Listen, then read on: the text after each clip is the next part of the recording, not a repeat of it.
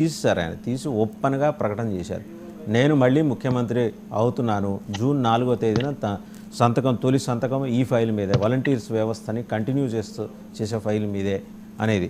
అంటే ముసుగుల గుద్దులాటకి తెర దించేశారు ఆయనే. చంద్రబాబు గారికి అవకాశం అలా ఈయన దించేశారు. సరే, బహుశా ఇవాళ రెస్పాండ్ అవుతారేమో చంద్రబాబు గారు. ఏమంటారు దీని మీద?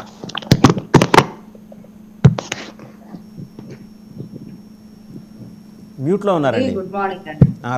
రైట్. ఓకే అండి. గుడ్ మార్నింగ్ 99 ప్రేక్షకులకి గుడ్ మార్నింగ్ అండి. ఆయన జగన్మోహన్ రెడ్డి గారు కలలుగా అంటున్నారు, మళ్ళీ నేను సీఎం అవుతాను, మళ్ళీ సంతకాలు చేస్తాను. ఎవరికి సంతకాలు చేస్తారు? వాలంటీర్స్ మొత్తం మనోళ్లే అని ఆయనే చెప్పారు. అంటే వాళ్ళకి ఆయన ఉద్యోగాలు ఇచ్చుకుంటూ భద్రత కల్పిస్తానని చెప్తున్నారా? ఇంకొకటి, హత్య రాజకీయాల గురించి చాలా బాగా మాట్లాడుతున్నారు. ఏదో పెన్షన్లు ఇవ్వలేదు, ఇప్పుడు వాలంటరీ వ్యవస్థ లేకపోతే నింగి విరిగి నేల మీద పడ్డట్టు, అసలు ఈ భూ ప్రపంచమే ఆగిపోయింది అన్నట్టు బిల్డప్ ఇస్తున్నారు. ఆల్రెడీ ఈసీ ప్రకటన జారీ చేసింది కదా, కథలు లేని వాళ్ళకి, కాళ్ళు లేని వాళ్ళకి, వృద్ధులకి, వికలాంగులకి అందరికి ఇంటికే పెన్షన్ అందజేయాలని అధికారులకు ఆదేశాలు ఇచ్చింది. అది వాళ్ళని మంచాల మీద తీసుకొచ్చి హైడ్రామా వాలంటీర్స్ ద్వారా ప్రూఫ్ల్లోనేమో వాలంటీర్స్ కి చంద్రబాబు కేసేశాడు, అందుకే మీకు పెన్షన్ రావట్లేదని చెప్పండి అని చెప్పి వాళ్ళని బాగా ట్రైన్ చేసి కీచి ఇంక అందరికి అడిగిన వాళ్ళకి అడగని వాళ్ళకి ఇక అదే పనిగా ఇంటింటికి వెళ్ళి జోరుగా ప్రచారం చేసి కథలు లేని వాళ్ళ మంచాలు ఎక్కించి తీసుకెళ్లడం, ఇదంతా హైడ్రామా. దేని ప్రజల్లో సింపతి. ఆయన చావుల గురించి మాట్లాడుతున్నారు, ఇంతమంది చనిపోయారు. ఆయన బినామీలతో, ఆయన అనునయులతో తయారు చేసే కల్తీ మద్యం తాగి 5 సంవత్సరాలుగా ఎన్ని వేల కుటుంబాలు రోడ్డు మీద పడ్డాయో, ఎంతమంది చనిపోయారో, ఎంతమంది కిడ్నీలు లివర్లు డ్యామేజ్ అయ్యే కుటుంబాలు అస్తవ్యస్తమయ్యాయో దానికి ఆన్సర్ చెప్పాలి. మద్యమే నిషేధిస్తానన్న పెద్ద మనిషి ఆయన బినామీలతోటి మద్యం తయారు చేపిస్తూ ఆంధ్ర రాష్ట్రంలో ప్రజల యొక్క రక్త మాంసాలతో ఆటలాడుతున్నారు. దానికి ఆన్సర్ చెప్పాలి ముందుగా. ఈ రోజు ఏదో పెన్షనర్స్ వాలంటరీ వ్యవస్థను పక్కన పెట్టిందంటే, వాలంటరీ వ్యవస్థ లేకపోతే ఇంక వ్యవస్థలే లేవా రాష్ట్రంలో? రెవెన్యూ డిపార్ట్మెంట్ లేదా పవన్ కళ్యాణ్ గారు ప్రస్తావించినట్టు భీమ్లా నాయక్ సినిమాకి ఒక్కొక్క థియేటర్కి 6-7 పోలీస్ ఆఫీసర్ని, రెవెన్యూ ఆఫీసర్ని పంపించిన అంత యంత్రాంగం ఉన్నప్పుడు వాలంటీర్స్ లేకుండా జనాలకి పెన్షన్స్ పంపించడం కుదరదా? ఇంత వ్యవస్థ పెట్టి సచివాలయాలు పెట్టాను, ఊరికో సచివాలయం పెట్టాను, అందులో 15-20 మంది ఉద్యోగులు ఉన్నారు అని చెప్పి డబ్బు కొట్టుకుంటారు. సరే, ఇదంతా కాదు, డైరెక్ట్ బెనిఫిషియరీ ట్రాన్స్ఫర్, నేను డీపీటీ ద్వారా డైరెక్ట్ ఇస్తున్న పథకాలు అన్నా, డైరెక్ట్ పెన్షన్లు వేయమనండి. ఏంటి ఒక్క సెకండ్ పని, బటన్ నొక్కడం.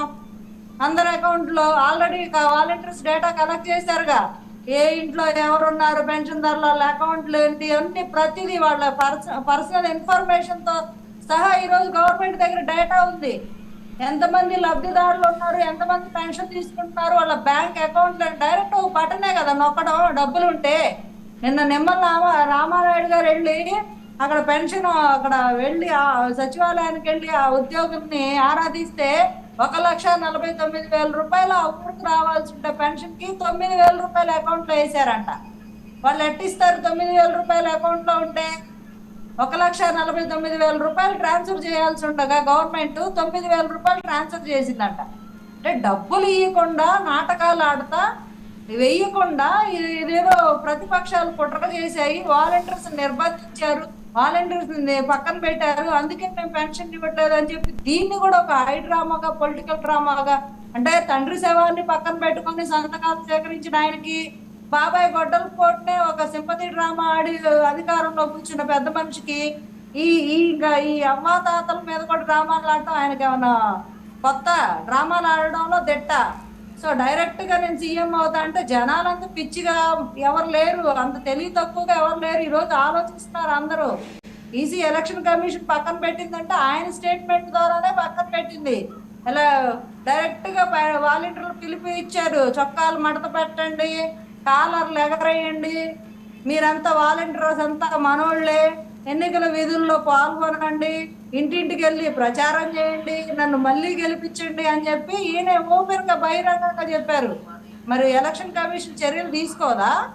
వాలంటీర్ లేదు నాన్న, మీరంతా వైసీపీ కార్యకర్తలు అయినా మీరు పనిచేయండి, మీరు విధుల్లో ఉండండి, మీరు ఇలాగే జగన్మోహన్ రెడ్డి గారిని గెలిపించండి అని చేతులు పెట్టుకొని కూర్చుంటారా? ఏం మాట్లాడుతున్నారు జగన్మోహన్ రెడ్డి గారు? మరణాల గురించి మాట్లాడుతున్నా నవ్వు వస్తుంది. సహజంగా మరణించారని కలెక్టర్లు వచ్చి బయటకు చెప్తుంటే దాన్ని కూడా కోటాల్లో వేసుకొని వాళ్ళు ఎండ దెబ్బకి చనిపోయారు, పెన్షన్ కోసం లైన్లో నిలబడి చనిపోయారు అని చెప్తే ఎంత సిగ్గుచేటంటే, ఇలాంటి రాజకీయాలు కూడా ఇలాంటివి కూడా మీరు ఉపయోగించుకుంటారంటే ఇంకెంత దిగజారుడుతనానికి నిదర్శనం చూడాలి జగన్మోహన్ రెడ్డి గారి వ్యాఖ్యలు. అంటే డైరెక్ట్ కలెక్టర్లు బయటకు వచ్చి చెప్తున్నారు, వాళ్ళు ఆవిడ 2 రోజుల నుంచి ఇంట్లోనే ఉన్నారు, ఆరోగ్య రీత్యా వయసు రీత్యా ఆవిడకి ఇబ్బంది అయితే మరణించారు, ఆ మరణాన్ని మీరు రాజకీయ రంగం పొలం కంట కలెక్టర్లు వచ్చి చెప్తున్నారు బయటికి. బుద్ధి జ్ఞానం ఉండాలి. ఆయన ఒక ఇప్పుడు ఇంకా ఆపద్ధర్మ ముఖ్యమంత్రి ఉన్నారులేండి, మొన్నటి వరకు చేసిన ఘనకార్యాలు చాలక ఇప్పుడు దీనిలో కూడా డ్రామాలు మొదలు పెట్టారు. మళ్ళీ ఇంక ఈయనే సీఎంగా ఎన్నుకోవాలని ప్రజలు సిద్ధంగా లేరు. ఆయన ఊహించుకుంటున్నారు, నేనే సీఎంని, నేనే రాజుని, నేనే మంత్రిని.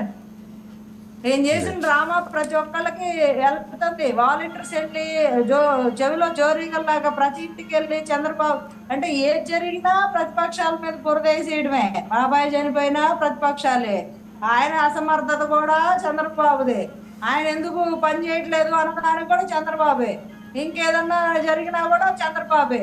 ఇప్పుడు ఇక్కడ ఆయన ఎవరిని హైలైట్ చేస్తున్నారో జనాలకు అర్థం అవుతుంది.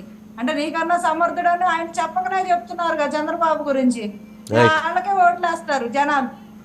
రైట్. మళ్ళీ ఒకసారి వైసీపీ నేత మోహన్ రెడ్డి గారి దగ్గర, మోహన్ రెడ్డి గారు, మీరు ఉన్న సన్నటి పొరలను కూడా చెరిపేసి తీసేసి చించేసే కార్యక్రమం మొదలెట్టారా? జూన్ 4